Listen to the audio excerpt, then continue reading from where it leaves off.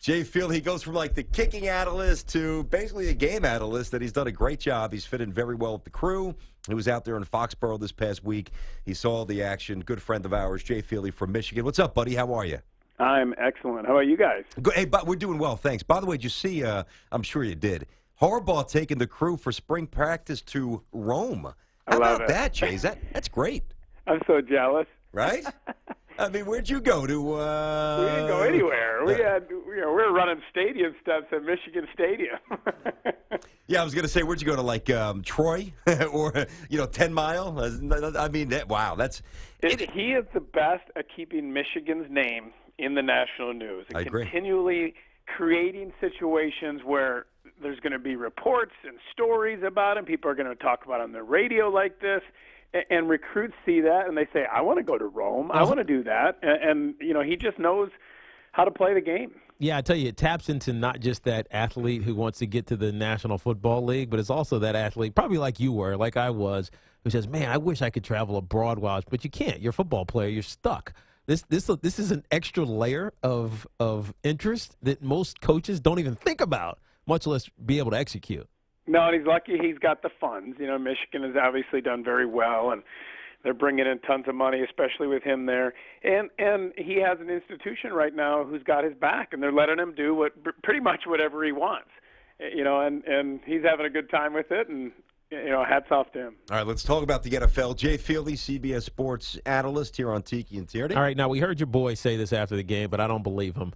Tom Brady says, I have no grudge against Roger Goodell. Is he lying? Let's say he's being politically correct. I would say that game at the AFC Championship and this season for him has been very personal. And I think you saw that when he didn't really answer Tracy Wolfson's question. He talked about his family. He talked about his parents and his sisters and how much it meant to them. And, I think that was just his moment of stepping aside and just thanking them for their support and acknowledging how difficult it's been on his family to go through this entire process, this whole Deflategate and then the suspensions.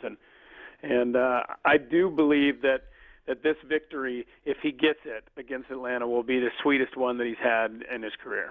I think you're right. All signs point to that. It's interesting, Jay. He is very calculated, as you just laid out, what he puts out there for public consumption. Number one, he wants to adhere to Belichick's policies, and he's also focused on the primary goal, and that's winning. So he doesn't really get disrupted or distracted with this stuff. But I can't imagine, you know him as well as anybody. For those who don't know, Jay is very good buddies with Tom. They play golf, Michigan. I mean, they're tight. When he retires, do you envision a book or a real sit down because we know that there's so much there that Tom doesn't say, but I almost get the sense that he really wants to. Do you think he ever unloads, not just on the commissioner, but really reveals all at some point when it's all said and done?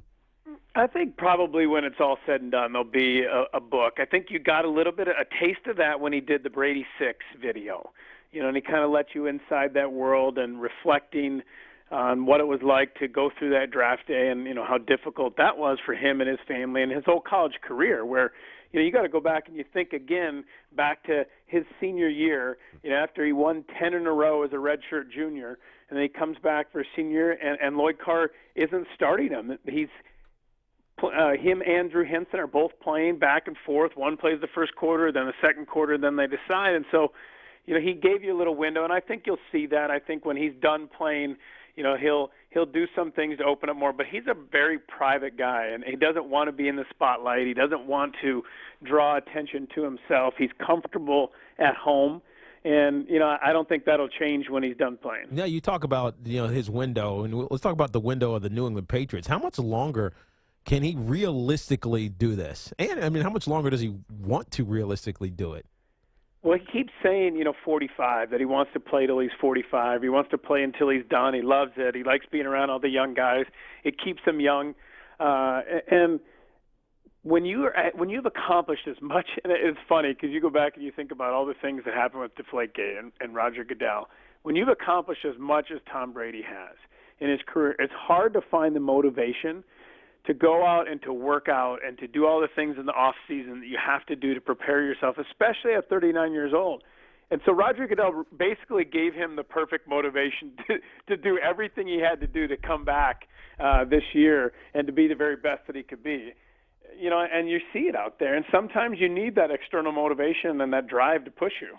You know, Jay, I've used this, and I've used it a lot more so in the past couple of weeks because it's applied on more than one occasion. But I like the description or the term. For me, that perfect moment, and as an athlete, you and T can certainly relate to this more than I can because you lived through it. That perfect moment of intersection when the physical prime of a player is still in complete sync of the mind. You know what you see, and you're still athletic enough to pounce on that moment. And I say that to set up Ben Roethlisberger, who by most accounts is still very, very good, of course.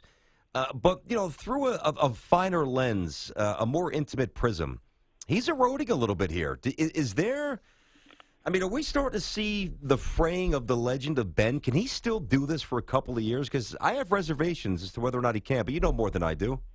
I don't have any reservations. I'd love to hear Tiki's opinion, too, when I finish up. But I look at him, and we were talking about it this week leading up to this game, at such a high level he's continuing to play at. He does take more hits than a lot of quarterbacks.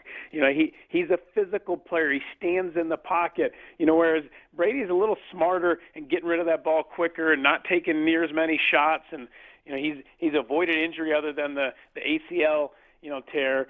For the most part, you know, he always has his little shoulder things. But I think Ben has been more physical and has taken more of a punishment. But I still see him competing at a high level, top, you know, 5 level at quarterback in the NFL. No, I think you're right, Jay. And it's interesting when you listen to some of his post-game comments, and he's talking about some of his wide receivers, like Hamilton, the kid Hamilton who dropped Kobe Hamilton, who dropped a ball in the end zone, and the urgency or lack of urgency. I'm trying to find his exact quote, but he said, "Oh, here it is. At times, it felt like maybe it was too big for some of the young guys," and it's kind of calling out those. Not kind of. It is calling out those young guys, saying when you get to this stage, you're not guaranteed to get back here again. I mean, I know this. I went to a Super Bowl. I never went back again. So it feels like he's desperately wanting what Tom Brady has, which is young guys who get it and are accountable from day one. Why do you think that's different? Well, I think Bill Belichick has the team right now that he envisions. And what I mean by that is he doesn't want star players. He doesn't want guys that have big egos. He doesn't want guys that people really even know about. He wants a collection of misfits, if you will, that go out there and just do the job that he tells them to do, and they do it humbly, and they don't get a lot of credit. His defense didn't get a lot of credit all year, you know, and they got rid of 2 of their best players, one in the offseason last year, one during the season this year, and they're comfortable getting rid of those guys and allowing the collective will to be stronger than any of their individuals. You know, outside of Tom Brady, they don't have stars, and he likes that, and he was very confident in his team leading into that AFC Championship game. He's the man. Let's just call it for what it is. He's just not even human. We're talking to Jay Fieldy with us here. He's just incredibly amazing. They're a machine. I know. Jay Fieldy, CBS Sports NFL analyst. I want to ask you about Kirk Cousins. Teague and I were kicking this around before. Obviously, nobody's going to debate whether or not he's good. Of course, he's a very good functional quarterback. I question what his ceiling is. And more specifically, Jay, you know, whether it's the Browns and there's reports on that, maybe the Niners with Shanahan, whatever. I mean, the fact that the Redskins haven't given him that full-term commitment yet obviously opens some eyes and is what it is. I question whether or not he can, at his apex, whenever that comes, you know, roll into an opposing venue in the divisional championship or the conference championship against a team that's got 13 wins and go for 300-plus yards and a couple of touchdowns and win against an elite team. I'm not sold on Kirk Cousins. I like him. I don't know if I'm running to the top of the mountain with this guy. What are your most honest assessments of his quarterback skills, and how much better is he going to get? Well, my biggest question would be, BT, who are you going to replace him with if you don't decide that he's your future? Because that always has to be, you know, the first question at quarterback and head coach. If you're not comfortable with him, if you're not going to give him that big contract and you're going to let him walk away, who are you going to replace him with? I mean, you don't think Houston Texans would love to have Kirk Cousins back there at quarterback in that team with that defense? Yeah, but they would love to have him. But they would. But then why the team that actually currently employs him? Why aren't they seemingly thrilled with enamored with the prospects of signing him? I can answer this for you because there's no middle tier. There's no you need to make $18 million for the next 10 years. You got to, and Kurt even said this. I would do a disservice to all the quarterbacks coming behind me if I took less of a deal.